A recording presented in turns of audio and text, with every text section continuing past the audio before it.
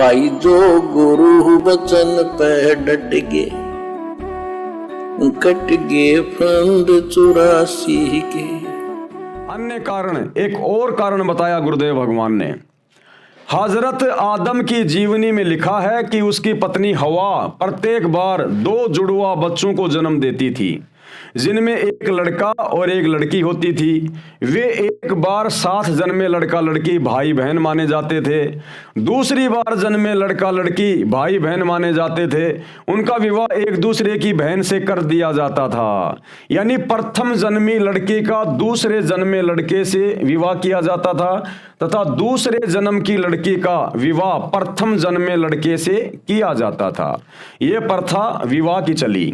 वास्तव में यह तो बहन भाई का रिश्ता है। मुसलमान धर्म में माता से जन्मे लड़के लड़की यानी भाई बहन का विवाह नहीं होता, चाचे ताऊ की लड़कियों से होता है। वर्तमान में अन्य दूर के परिवारों में रिश्ता होने लगा है, लेकिन चाचा ताऊ में भी विवाह होता है। परिस्थितियां अपने अनुकूल चलाती हैं। यानी गुरुदेव भगवान ने इसको बुरा नहीं माना है, क्योंकि भाई ये परिस्थितियां ही ऐसी बन गई थी जिस कारण से इन लोगों को आपस में शादियां करनी पड़ी। अब गुरुदेव भगवान एक उदाहरण और दे रहे हैं कि इस प्रकार की एक परंपरा राजस्थान के जोधपुर शहर के पाली जिले में भी पड़ी हुई है। कारण क्या था?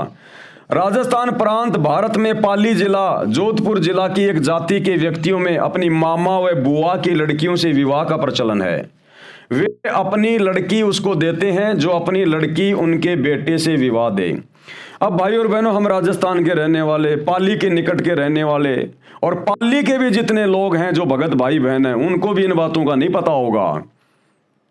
फिर सतगुरु रामपाल जी कैसे बता रहे हैं? क्योंकि अल्लाह कबीर है, पूरी सृष्टि में इनसे कुछ भी छुपा नहीं है। राई जितना दाना भी इनसे नहीं छुप सकता। ये परमात्मा सबका इतिहास जानता है। कारण क्या बताया गुरुदेव ने? काल के दूत नकली एक कबीरपंथी संत ने लगभग 200 वर्ष पहले प्रचार प्रारंभ किया था। उसने उन लोगों को अपनी पहले वाली पूजा छोड़ने को कहा, विष्णु जी की पूजा करने की प्रेरणा की। जिन्होंने उस संत से दीक्षा ली उनको वैष्णव कहा जाने लगा। वैष्णव। उस क्षेत्र के उन्हीं लोगों की जाति वालों ने उन वैष्णवों का बहिष्कार कर दिया। उनके बच्चों का विवाह भी अपनी कौम में करना बंद कर दिया। तब वैष्णवों के सामने मुसीबत खड़ी हो गई। उन्होंने अपनी बुआ तथा मामा की लड़कियों से विवाह करना पड़ा, जो रिश्ते में बहन होती है। आटा साटा करना शुरू कर दिया, यानी अदला बदली करने लगे। अपनी लड़की का बुआ के लड़के से तब विवाह करते हैं जब बुआ अपनी लड़की का विवाह उनके लड़के से यानी भाई के लड़के से कर देती है या वायदा कर लेती है। नकली गुरु ने कबीर जी के नाम से साधना भी आधी अधूरी यानी काल वाली बताई। ऊपर से दुर्गति और करवा दी, जो वर्तमान तक परेशानी का सामना कर रहे हैं। ऐसी परंपरा मजबूरी की देन होती है।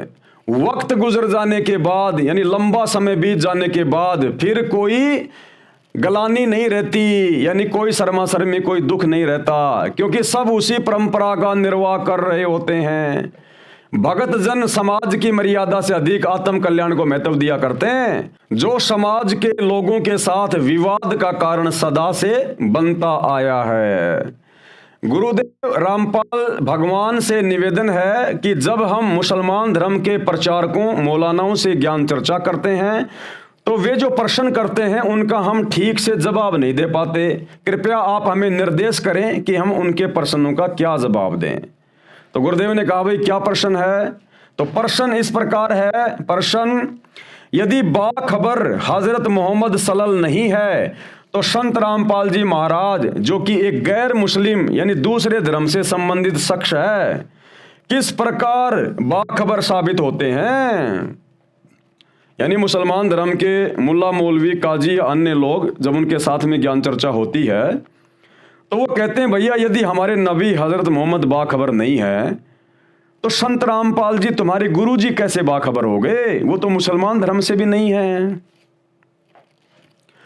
और हजरत मोहम्मद सल्लल्लाहु क्या थे और क्यों इस जहान में आए?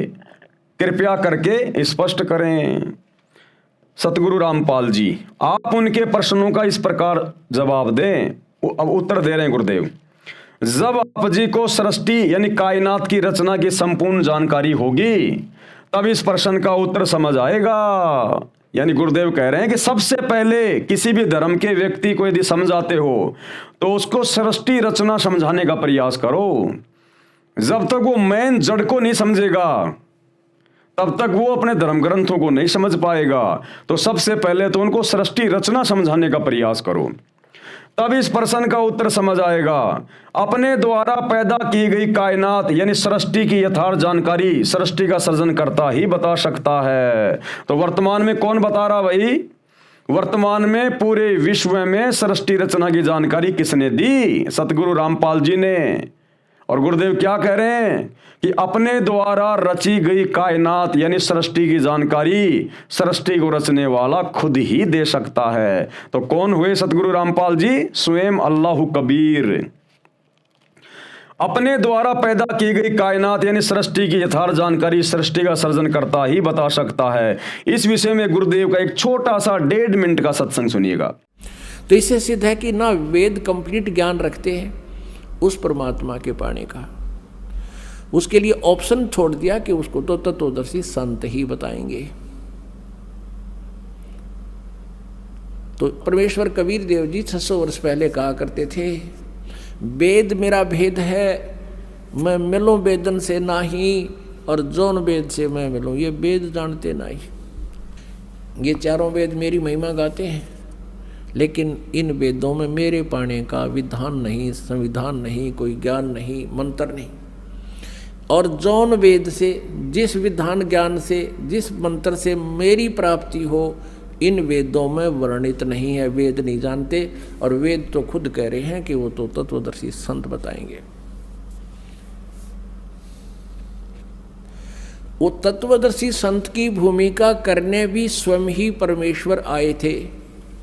ना जीव तत्वदर्शी नहीं हो सकता, अध्यात्म ज्ञान से जीव परिचित नहीं हो सकता भगवान की रची सृष्टि को, और जीव उससे उत्पन्न प्राणी कैसे बता देगा? ये ब्रह्म भी, ब्रह्मा विष्णु महेश भी, और दुर्गा भी, ये सभी देवता भी, और यो काल भी, ब्रह्म भी और परब्रह्म भी, ये सब उस परमात्मा से उत्पन्न है। तो परमात्मा के द्वारा उत्पन्न की गई सृष्टि को उसके बालक नहीं बता सकते, संतान नहीं बता सकती, तो पिता ही बतावे। पढ़ें सृष्टि रचना इसी पुस्तक के पेज नंबर 183 पर। संक्षेप में उत्तर इस प्रकार है, हजरत मोहम्मद नबी जी को तो अल्लाह प्रभु के दर्शन भी नहीं हुए, पर्दे के पीछे से वार्ता हुई। यानी शैतान किसी के सामने नहीं आता, उसने पर्दे के पीछे से हजरत मोहम्मद को जो है आदेश दिया था। 3 साधना करने को कहा, रोजा यानी व्रत, नमाज तथा अजान यानी बंग देना।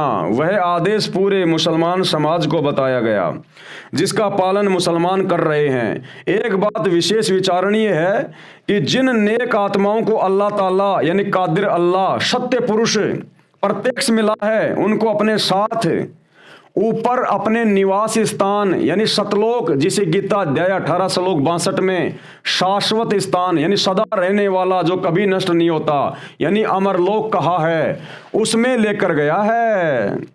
अरे वो पूर्ण अल्लाह, कादिर अल्लाह, अल्लाह कबीर, वो जिन जिन आत्माओं को मिला है और जिन आत्माओं को उन्होंने नुबुवत प्रदान की है, तत्वदर्शिता प्रदान की है, अपना गवाह बनाया है, उन आत्माओं को वो कादिर अल्लाह धरती पर मानव शरीर में संत रूप में, जिंदा बाबा रूप में स्वयं प्रकट होकर उनकी आत्मा को अपने साथ ऊपर सतलोक में लेकर गया, और वहां जाकर उनको हर प्रकार से परिचित करवाया, सारी जानकारी दी, उनका ज्ञान योग खोला, और फिर उन आत्माओं को नीचे छोड़ता है। फिर वे आत्माएं अल्लाह के नबी कहलाती हैं, समर्थ अल्लाह के नबी। तो हजरत मोहम्मद जी तो शैतान के नबी थे, अल्लाह अकबर के नबी नहीं थे, क्योंकि हजरत मोहम्मद जी अपनी जीवनी में खुद लिख रहे हैं कि जब मैं गया अल्लाह के पास तो वहां पर अल्लाह ने पर्दे के पीछे से मेरे को रोजा बंग और नमाज करने का आदेश दिया, पर्दे के पीछे से। तो भैया वो सत्य पुरुष नहीं था, वो सुप्रीम गॉड नहीं था, वो शैतान था। जबकि सुप्रीम गॉड कबीर अल्लाह तो आत्माओं को अपने साथ लेकर जाता है, अपने लोक में उनको दर्शन देता है, हर प्रकार से समझाता है उनको, फिर उनको नीचे छोड़ता है। फिर वे आत्माएं अपने अल्लाह कबीर सत्य पुरुष कबीर जी के ज्ञान का जो है प्रचार प्रसार करते हैं। वो होते हैं अल्लाह के नबी, अल्लाह के रसूल, अल्लाह के पैगंबर, जिनमें आदरणीय धर्मदास जी, आदरणीय गरीबदास जी, आदरणीय नानक जी, आदरणीय दादू जी, आदरणीय गीसा संत जी, ये थे रियल पैगंबर, रियल नबी, रियल रसूल उस अल्लाह कबीर के। तो हजरत मोहम्मद जी तो शैतान के नबी थे, शैतान के पैगंबर। जो गुरु बचन पे डट गए, कट गए फंद 84 के, कट गए फंद 84 के, कट गए फंद 84 के।